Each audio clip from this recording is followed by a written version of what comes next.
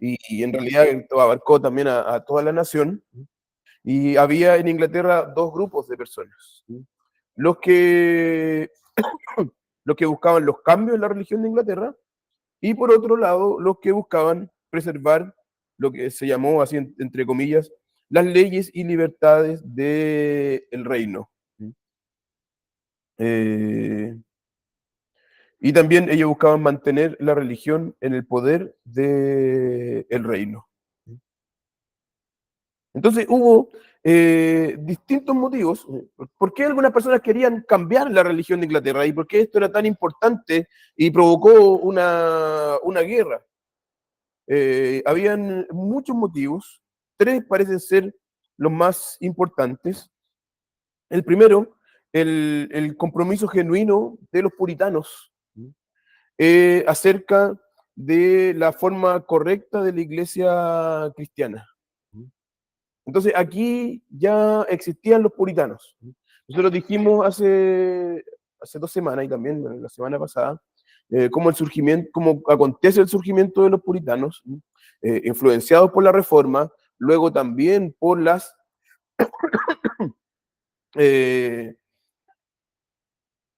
por la persecución de María, que mandó a los pastores y teólogos a Europa, o a Europa continental, vuelven de Ginebra, vuelven de Alemania, y ahí ellos se dan cuenta que la iglesia en Inglaterra no era lo suficientemente protestante, querían una iglesia más pura, querían una vida más santa.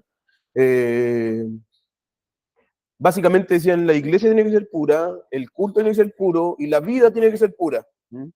Y entonces ese énfasis en la pureza fueron llamados por sus enemigos como los puritanos. Básicamente como hoy día también a mucha gente se le critica, ¿te crees puritano? Eh, por lo mismo. Eh, a otros por la barba, pero ahí estaría bien, no importa. Pero cuando a la gente la critican por querer tener una vida más pura y por querer ellos, no es solamente exigir a los demás, por querer ellos tener una vida más pura, ahí hay una crítica que es absolutamente injusta.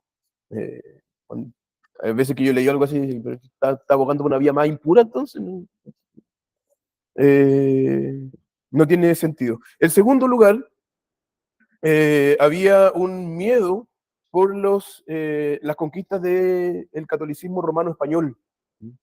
España estaba creciendo y entonces había que dejar a la Iglesia de Inglaterra sin la influencia que tenía España y el catolicismo. Y en tercer lugar, había algunas medidas y actividades de la Iglesia en Inglaterra que obviamente no tenían hostilidad entre los puritanos. Y en este momento el Parlamento era principalmente puritano. Ellos tenían la mayoría dentro del Parlamento. Eh,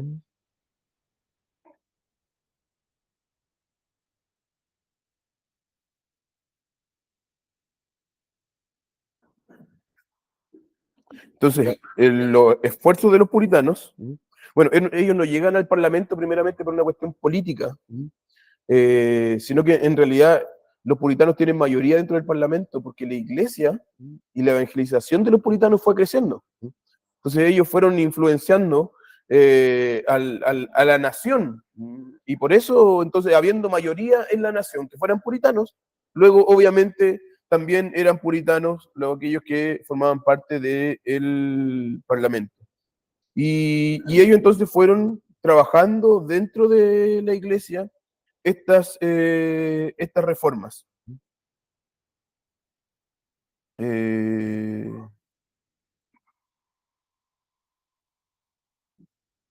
Entre 1584 y 1586, el Parlamento ratificó un documento que era, ¿se acuerdan de mencionamos el orden o que Knox había estado trabajando en Ginebra con los refugiados ingleses? Ahí él escribió un libro de orden para la iglesia inglesa en Ginebra.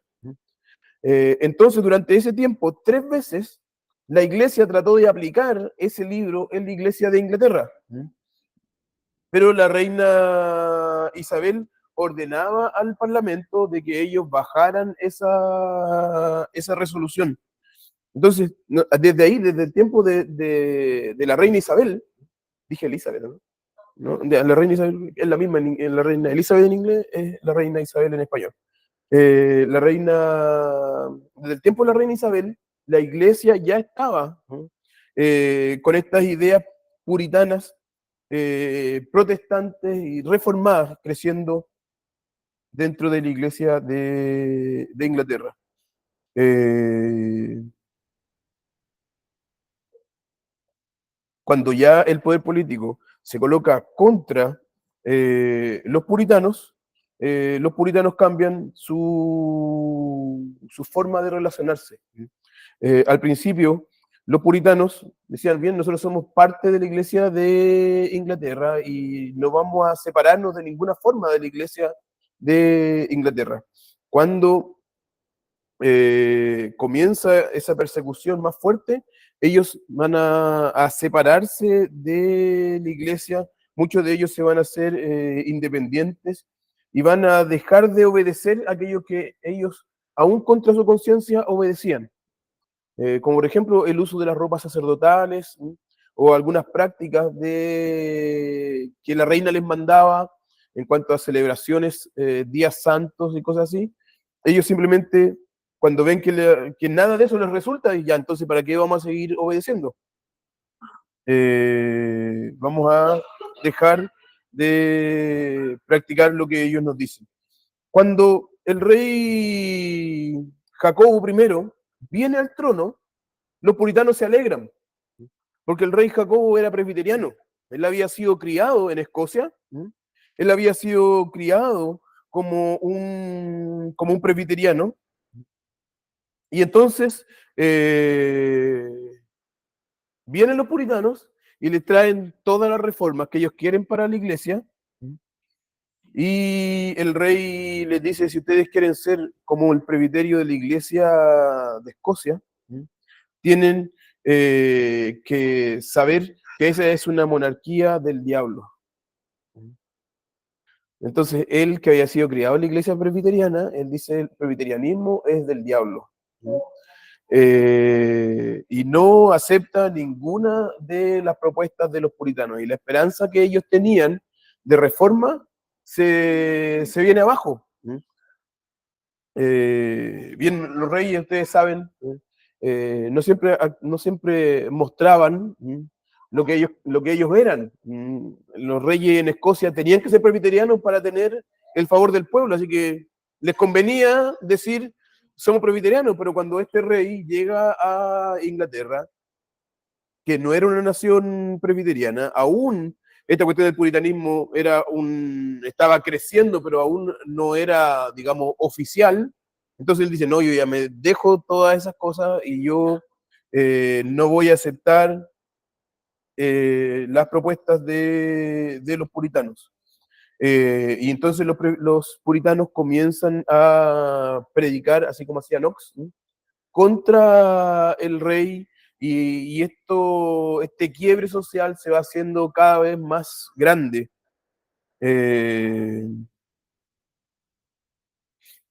Obviamente esto hizo que el rey nominara en las parroquias eh, pastores afines a él. Los puritanos se iban quedando sin iglesia. Esto causaba aún más ira dentro del pueblo, y entonces esa guerra civil estaba ahí cuajando, estaba a punto de explotar.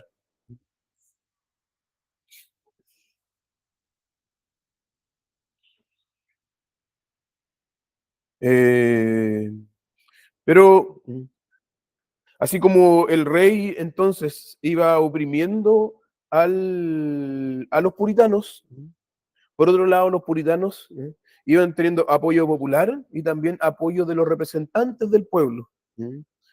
y entonces el Parlamento se va haciendo cada vez más puritano.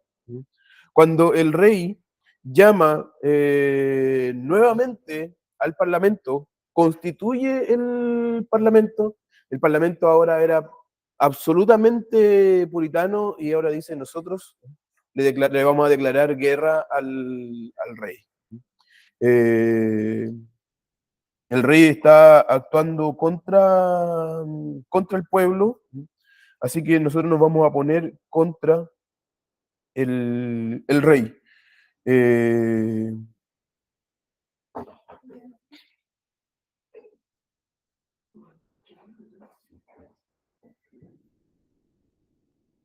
a ver, avancemos un poquito más aquí.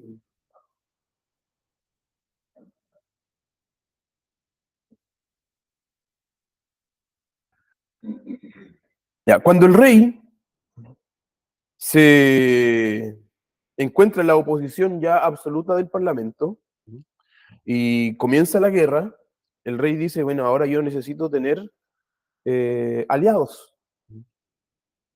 Si la mayoría del pueblo aquí está contra mí, están a favor de del Parlamento, ¿quién me va a ayudar en esta guerra? Y entonces él mira a Escocia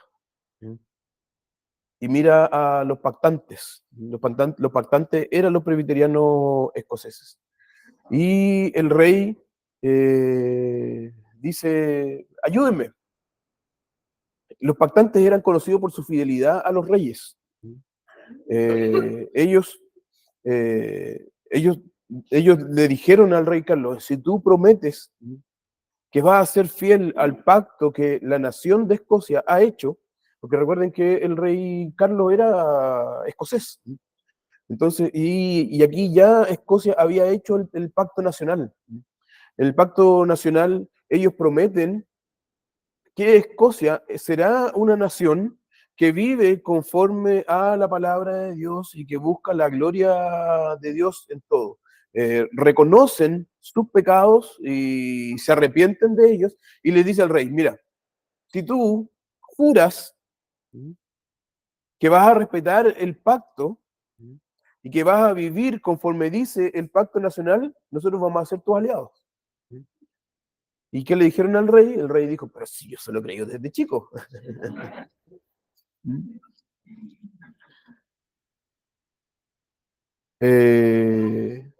Sin embargo, el rey rápidamente quebró el pacto y entonces los escoceses se pusieron contra él.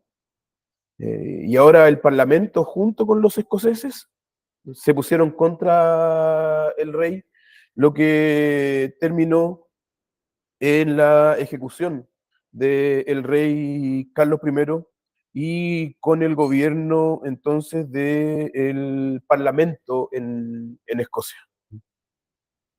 Eh, y esto se le llamó el Parlamento Largo, porque generalmente el rey llamaba al Parlamento y tomaban las decisiones y lo ¿cómo se llama? No se dice desarmar, se dice de otra forma más. Sí, claro, pero ya, ya los desvinculaba ya, pero dejaban de existir oficialmente. Lo desorganizaba, me parece que sería como el término. Pero este parlamento, como ya no acepta la autoridad del rey, ellos mismos están autoconvocados, y este es el parlamento largo, y comienza ahí entonces este trabajo de reforma sin ya impedimento de los reyes en Escocia.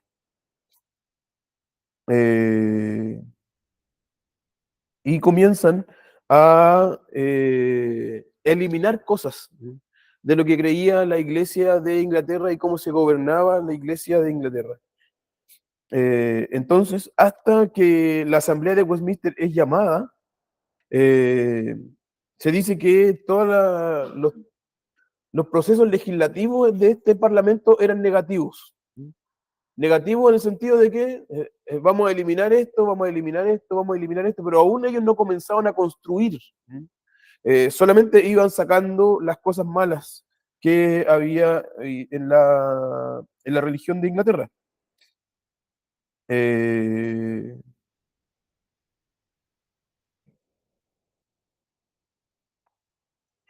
en 1640, lo que se llaman eh, los cánones eran un decreto del rey donde se aceptaba las formas litúrgicas del arzobispo Laud. ¿Se acuerdan que hablamos de él la semana pasada? El arzobispo Laud fue el que escribió el libro de oración común, ¿no? Y a mí se me olvidó que tenía que hablar de eso hoy día. Cuando el libro de oración común, el libro de oración común es como una liturgia común. Todos los pastores en Inglaterra tenían que leer la misa o el culto de ese libro de oración. Todo lo mismo. Entonces, cuando el rey trata de imponer esto en Escocia, llegó una joven en la catedral o en la iglesia de St. Giles en Escocia, lo escucha, y por esto los escoceses ya sabían que el rey había enviado un pastor para imponer el libro de oración común y comenzar así la oración o el culto a la inglesa en Escocia. Una joven llamada Jenny Guedes tomó su taburete, no es una silla tampoco, es como un pisito, ¿eh? Como esos pisos trípodes que uno se sienta en la... Claro, pero no existía la tecnología que hay hoy día, así que este era un piso de madera. Entonces ella toma su piso de madera, se levanta y se lo tira al pastor que está en el púlpito y le dice, sal de aquí, rufián, tú no vas a leer la misa en mi iglesia. Y eso comienza la reforma escocesa. Eh, a los choros comenzó la reforma escocesa que llevó a la firma del Pacto Nacional. Eh,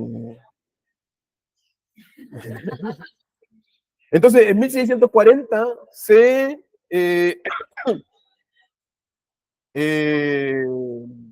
se elimina o deja de tener validez este canon que aprobaba todas las reformas ceremoniales que había propuesto el arzobispo Laud. Eh, la corte también abolió las reglas que permitían al clero asignar penas, castigos corporales o financieros a aquellos que habían cometido ofensas fuera del ámbito eclesiástico. Porque ellos, siguiendo la teología romana, el poder eclesiástico tiene autoridad sobre todas las esferas de la vida. Entonces el Parlamento que le dice, no, tienen autoridad solamente en la esfera eclesiástica. En lo civil será el gobierno civil que castigue y que coloque las penas. Y se caracteriza todas las innovaciones del arzobispo Laud como remanentes del papado. Se eliminan las cruces en los templos, las imágenes de las ventanas de las iglesias,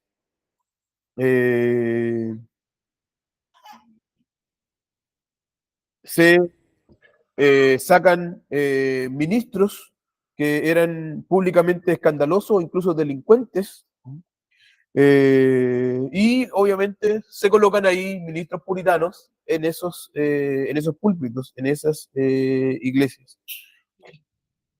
Sin embargo, esto continuaba siendo aún solo negativo, solo sacar cosas, y entonces se preguntan bien, estamos eliminando cosas, pero ¿cuáles son las cosas que vamos a poner? Y para esto, el Parlamento dice, bien, nosotros no sabemos, tenemos que llamar a las mejores cabezas de Inglaterra, a las mejores cabezas de la Iglesia de Inglaterra, para que nos ayude, para que la teología y el culto y la forma de ser iglesia en Inglaterra sea una sola. Y entonces, en 1641, se llama a una asamblea de teólogos para dedicarse a revisar la teología, la confesión de la Iglesia de Inglaterra, que eran los 39 artículos de la fe,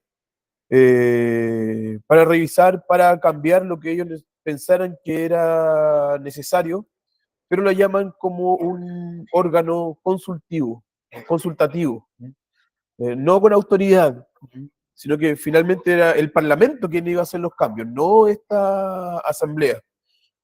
Bien, esta asamblea es conocida hasta el día de hoy como la Asamblea de Westminster. Eh, Próxima semana vamos a ver cómo esta asamblea deja de ser o deja de buscar simplemente cambios en los 39 artículos de la fe, sino que ahora tiene una nueva tarea, que es la de escribir una confesión de fe, catecismos, una forma de gobierno y un libro de adoración para la iglesia, pero ya eso lo vamos a ver la semana que viene. ¿Preguntas? ¿No? ¿Sí? Eh, sí, sí, sí, porque la primera reforma es el catolicismo. La segunda reforma es contra el prelado, que ya es el gobierno anglicano. De hecho, se dice que también la primera reforma comenzó con un lanzamiento, un niño lanzó una piedra a una ventana de la iglesia. Y también eso produjo una revolución en Escocia, un estallido social. en, claro, no eran 30 artículos.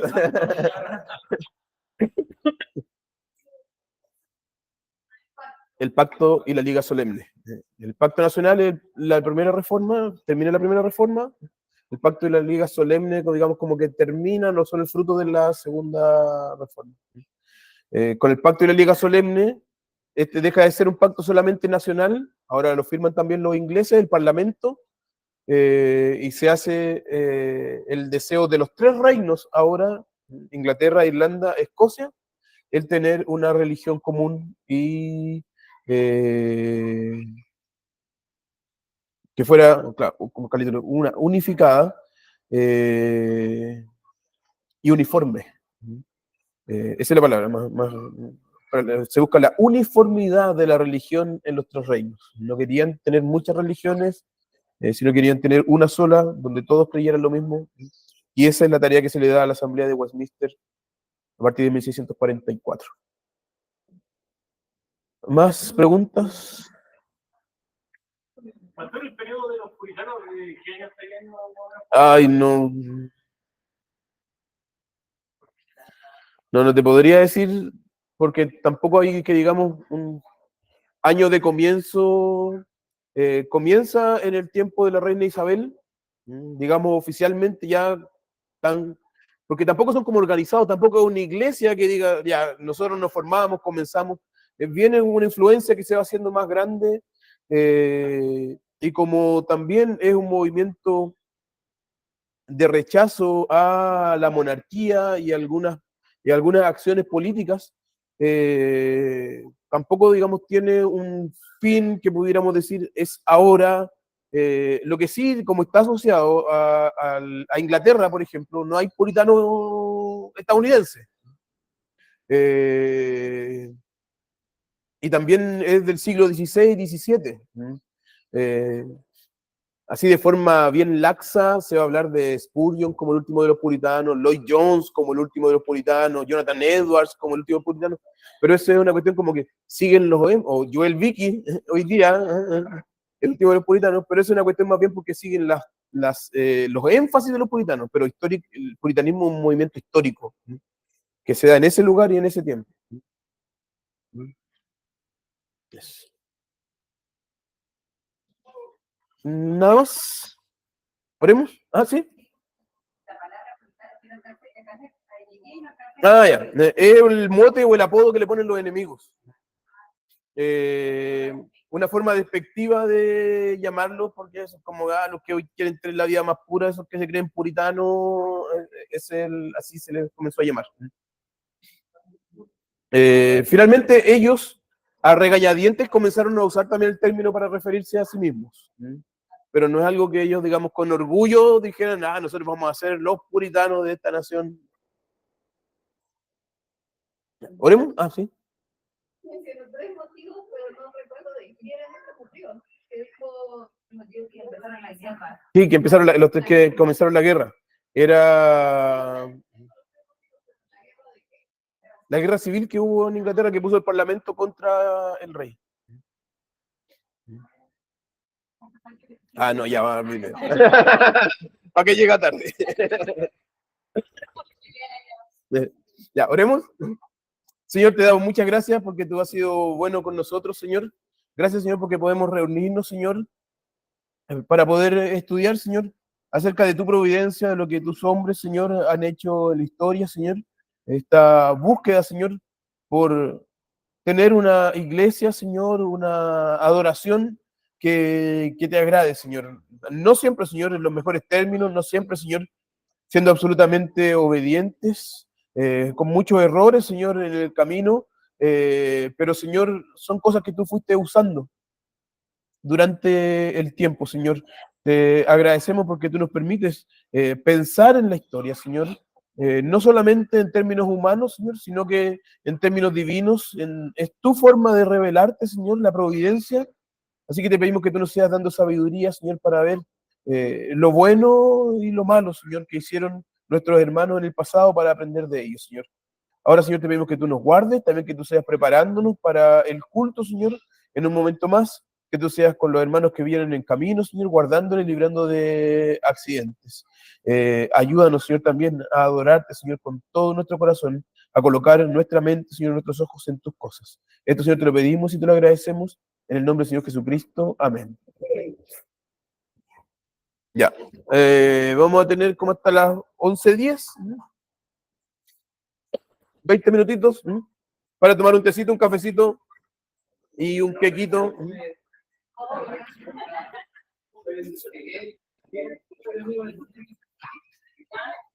Hay dos noticias. Llegó la confesión de fe, los que la pidieron. Y los que quieran saber más de la historia, este libro que se llama Boceto de los Pactantes, muy bueno a relatar esta parte de la historia de eso. Dígame. Entonces el tema de los puritanos, cuando se habla de ayuda de los puritanos, No, en Estados Unidos no pasa nada. no.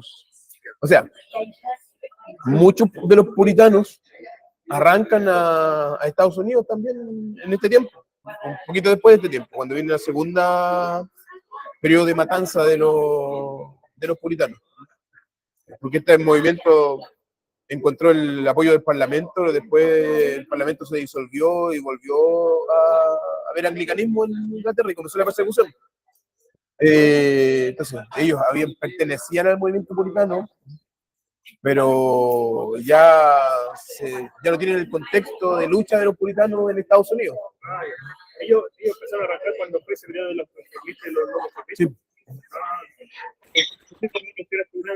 De esa época, en ese Sí, lugar sí. El puritanismo no tiene sentido fuera de esa persecución, fuera de esa guerra civil. Entonces ahí se reduce. Sí, pues sí. Por lo que siempre se han dado